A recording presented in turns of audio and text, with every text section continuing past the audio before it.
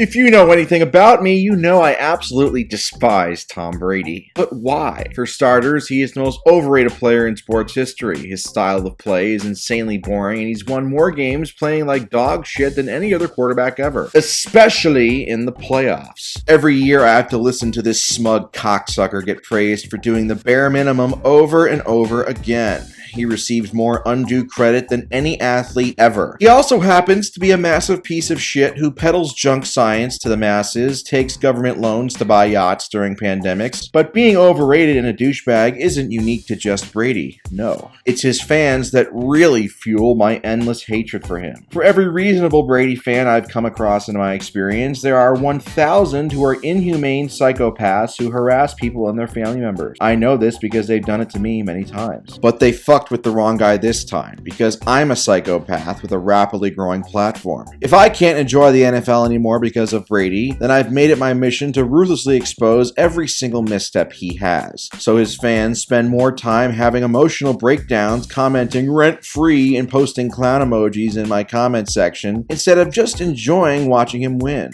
Brady fans can say I'm wrong all they want, but you want to know how I know that I'm right? Because if my favorite quarterback had 7 rings and all of Brady's accomplishments, I sure as fuck could care less about what somebody had to say, unless I knew deep down they were telling the truth. I've referenced in previous videos how Brady has gotten lucky over and over again, but I've never actually laid it all out in one video. That changes now. Brady fans will retort with their usual weak examples to say Brady is unlucky, like the Tyree catch or the Welker drop, the Curse catch, Malcolm Butler being benched, etc. But after this video is over, you'll understand how Brady's good fortune in the playoffs greatly outweighs any bad luck he might have had, and far outweighs any other quarterback that's ever lived. Ladies and gentlemen, I officially present Tom Brady's luckiest playoff moments. We might as well start from the very beginning in 2001 versus Oakland in the divisional round. Brady's defense held the number 4 ranked offense to just 13 points on 12 possessions. Of course, we can't forget how Brady had a season-ending fumble overturned by the tuck rule. Yes, Brady fans, I understand it was a rule, and no, I don't care because it was still a goddamn fumble, and it should have ended the Patriots' season. Oh, but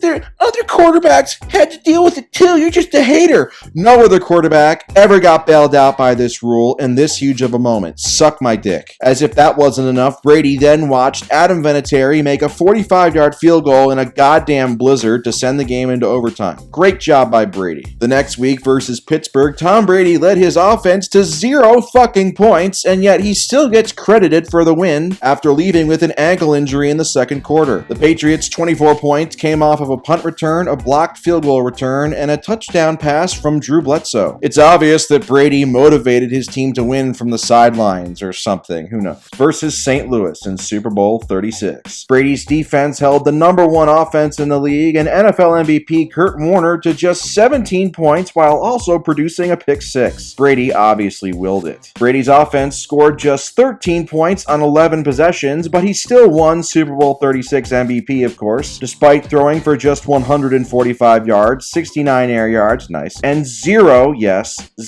third down conversions and a blatant intentional grounding that wasn't called on his game-winning drive. What a fucking hero. In the end, Tom Brady won the Super Bowl in 2001, leading his offense to 29 points in 3 playoff games. 9.7 points a game. That's right, Tom Brady won the Super Bowl, leading his offense to 9.7 points per game in a postseason. Unbelievable. 2003 versus Tennessee, Brady's defense held the number 5 ranked offense and co-NFL MVP Steve McNair to 14 points on 9 possessions. Brady's offense scored just 17 points all game. Brady had 2 dropped interceptions and a 13-yard game-winning drive finished off by a 46-yard Vinatieri field goal. So amazing. Tennessee wide receiver Drew Bennett dropped the 4th down pass at the Patriots' 15-yard line with a minute 40 left, down by 3. At worst, if he caught this, Tennessee would have been in great position to send the game into overtime with a field goal or score a game-winning touchdown. But of course, it didn't happen. Versus Indianapolis in the 2003 AFC Championship game, Brady's defense forced 5 turnovers, including 4 interceptions off of Peyton Manning, and held the number 1 ranked offense in the league to just 14 points. For Brady's part, he had 3 dropped interceptions in addition to an actual interception thrown in the Colts end zone in the fourth quarter. What a tremendous player he is. Super Bowl 38 versus Carolina. Adam Vinatieri did miss 2 makeable field goals in the first half, but that bad luck was offset by Brady getting a 20-yard touchdown drive in the second quarter off of a Carolina fumble, of course. But what this game is most known for is Carolina kicker John Casey kicking the ball out of bounds with a minute 13 left in a tie game to give Brady the ball at the 40-yard line for his 37-yard game-winning drive. You'll be shocked to know that this is the last time in the NFL where a quarterback has led a game-winning drive after the opposing kicker sent a kickoff out of bounds in the final 2 minutes of the fourth quarter or in overtime. Moving on to the 2004 divisional round versus Indianapolis. Brady's defense held the number 1 ranked offense and NFL MVP Peyton Manning, who threw 53 touchdowns in his first 17 games that season, to just 3 fucking points. Brady himself only had 115 net yards on 30 dropbacks once you account for sacks. Absolutely disgusting. As if his job wasn't already easy enough having to only score 4 points to win, he got 204 rushing yards on the day from his running backs. Moving on to Super Bowl 39 versus Philadelphia. Brady's defense forced 4 turnovers, including 3 interceptions of Donovan McNabb. New England's offense scored 0 points on their first 5 drives, including a red zone fumble by Brady, but they were only down 7-0 thanks to the defense keeping them in the game. 10 of New England's 24 points came on drives starting on Philadelphia's side of the field. Short field merchant Brady strikes again. Over the last 26 minutes of the game, aka nearly the entire second half, Tom Brady completed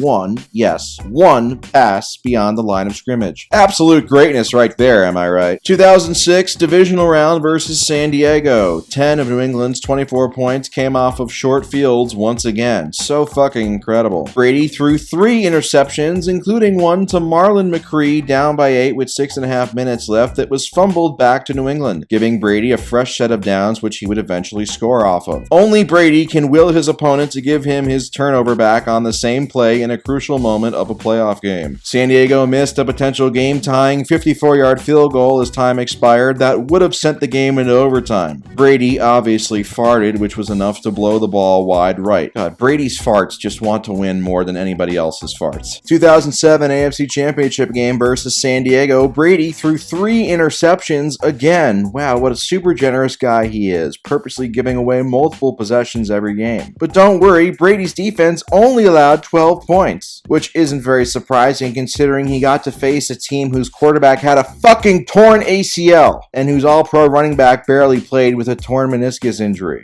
God, it just takes such a special quarterback to score more than 12 points in a game. How did Brady win? Moving on to the 2011 AFC Championship game versus Baltimore, where Brady once again won despite playing like complete ass. He threw no touchdowns and 2 interceptions, including one in the fourth quarter because he's just so goddamn clutch. But that wasn't the worst part, as Baltimore wide receiver Lee Evans dropped a game-winning touchdown with 27 seconds left because Brady willed his defensive back Sterling Moore to punch the ball out, of course. Baltimore kicker Billy Cundiff then missed a chip shot 32-yard field goal, which would have sent the game into overtime because Tom Brady farted to blow it wide left, of course. Super Bowl 49 versus Seattle. Tom Brady won Super Bowl MVP after heroically throwing 2 interceptions, having 60% of his yards come after the catch, and his average completion being just 3.6 air yards. It takes such an unbelievable talent to throw checkdowns and screens over and over again. But that's not all though. Seattle starters Jeremy Lane and Cliff Averill got hurt on both of Brady's interceptions because of course they did. And as if that wasn't enough, Cam Chancellor played the game on a torn MCL, Earl Thomas played with a torn labrum, and Richard Sherman played with a bum elbow. You may hear from Brady fans about how Brady led such a heroic comeback, but guess what? Brady's defense held Seattle scoreless on their last 4 drives to even make Brady's fourth quarter comeback against a horribly injured defense possible. Most people only remember Malcolm Butler's interception, but they never talk about his blatant trip on Seattle wide receiver Ricardo Lockett early in the fourth quarter. Ask Brady fans who bitch about the curse catch and see if they bring this play up. I guarantee they won't. And of course, Malcolm Butler's interception on the 1-yard line in the final 30 seconds of the Super Bowl. Seattle had the number 1 rushing offense in the league that season, and they decided not to run with either Russell Wilson or Marshawn Lynch. Ah yes, Tom Brady, getting bailed out by opponents being stupid for 20 years. The 2016 divisional round versus Houston, Brady threw 2 interceptions and had a third one dropped. His dreadful 68.6 passer rating was just a few points above Jamarcus Russell's career mark. Of course, this is Brady we're talking about, so he got to play a Brock Osweiler-led team that had a negative point differential. Did you know the Patriots had already beaten the same exact Houston Texans team by 27 points earlier in the season without Tom Brady at quarterback? I bet you didn't. But wait, Brady's luck isn't done just yet. He benefited from a kickoff return touchdown by Dion Lewis and also an amazing 6-yard touchdown drive where he attempted 0 passes, which was set up by a turnover from his defense. God, I'm just coming so hard. Super Bowl 51 versus Atlanta. Brady's defense held the number 1 ranked offense and NFL MVP Matt Ryan to just 21 points offensively. This was well below their usual average of 32.5 points per game. Because Brady sent his defensive teammates some super inspirational text messages before the game, or something, who knows. Brady threw a brutal pick 6, which is still the longest touchdown pass he's ever thrown in the playoffs, by the way. The fourth quarter to set up a 25-yard touchdown drive because Brady takes pay cuts or whatever. Brady threw a pass down 8 points late in the fourth quarter directly to Atlanta cornerback Robert Alford that went directly through his hands and ended up being intercepted by Julian Edelman for a 23-yard completion. If this interception had been held on to, it all but would have ended the game. But it gets even worse. Atlanta got the ball inside New England's 32-yard line up 19 and inside New England's 22-yard line up by 8, but got 0 points out of those 2 drives when a field goal on either would have sealed the game. I'm guessing that Brady activated a force field around the end zone because he's just so fucking amazing. Of course, we get some other forgotten about lucky moments, such as Brady winning the overtime coin toss again and converting 2 2-point conversions without even throwing the ball past the line of scrimmage. But he's not lucky though, right? The 2017 AFC Championship game versus Jacksonville. Jacksonville linebacker Miles Jack was incorrectly ruled down on a fumble recovery early in the fourth quarter that would have been returned for a touchdown to put Jacksonville up by 17 with 14 minutes left. Brady's supposedly terrible defense held Jacksonville scoreless on their last 4 drives to make Brady's comeback possible. But hey, if you're not impressed already, don't forget that Brady had a 30-yard game-winning drive, which featured 2 checkdowns and a touchdown pass where he sat in a clean pocket for 10 seconds against a supposedly elite defense. Seriously, look at this and try and tell me that you're impressed by it. The 2018 AFC Championship game. Geez, a lot of conference championship games show up here. That's not a mistake. Anyway, versus Kansas City, Brady threw 2 interceptions, including one from Kansas City's 1-yard line because he's just so goddamn gracious. Brady had a season-ending interception negated due to D Ford lining up offsides with 1 minute left in the fourth quarter on a play which he ended up having no impact on. Man, it's just too bad that guys like Peyton, Breeze, Rodgers, and Mahomes don't have Brady's ability to negate season-ending turnovers. And of course, Brady won the overtime coin toss again, making him 3-0 in his playoff career at winning the overtime coin toss. Aaron Rodgers, on the other hand, is 0-2 in the playoffs at winning the overtime coin toss because he just doesn't want to win badly enough like Brady. Super Bowl 53 versus Los Angeles. Brady's defense held the number 1 ranked offense to just 3 points on 12 drives because Brady made all of his defensive teammates a nice glass of warm milk and cookies the night before so they were well rested. You don't see other quarterbacks doing this for their teammates. Brady's offense, on the other hand, scored just 13 points on 11 possessions, giving Brady a 2-0 record in the Super Bowl when leading his offense to 13 or fewer points. Every other quarterback in NFL history to start and finish a Super Bowl are 0-25 when leading their offense to 13 or fewer points. God, Brady's just the greatest, isn't he? The 2020 divisional round versus New Orleans. At this point, Brady might have been on a new team, but his luck travels anywhere, as his defense forced 4 turnovers because of Brady's leadership, or whatever, some other bullshit, I don't know. This is what his fans actually believe. Brady's 3 touchdown drives in this game started at his opponent's 3-yard line, his opponent's 20-yard line, and his opponent's 40-yard line, all set up by turnovers. That's right, folks, Brady's average touchdown drive in this game was 21 fucking yards. Please kill me. Not really. But on top of that, Brady also had 2 dropped interceptions, including one on his quote-unquote game-winning drive on 3rd down right before the team kicked a go-ahead field goal. Oh, and also Drew Brees was playing through broken ribs. The 2020 NFC Championship game versus Green Bay. Brady threw 3 terrible interceptions, all in the second half, including 2 on back-to-back drives in the fourth quarter when he was only up by 5 points. But have no fear, his defense held the number 1 ranked offense and NFL MVP Aaron Rodgers to just 3 points on 3 drives in the fourth quarter thanks to a relentless pass rush, while Brady was doing a stellar Nathan Peterman impersonation. Brady had an 8-yard touchdown drive early in the second half set up by, you guessed it, a defensive turnover. Brady's most famous play of this game was probably a Hail Mary to Scotty Miller before the half, but did you know that just a few plays before that, Brady had a brutal interception dropped? Of course you didn't, because nobody ever fucking talks about it besides me.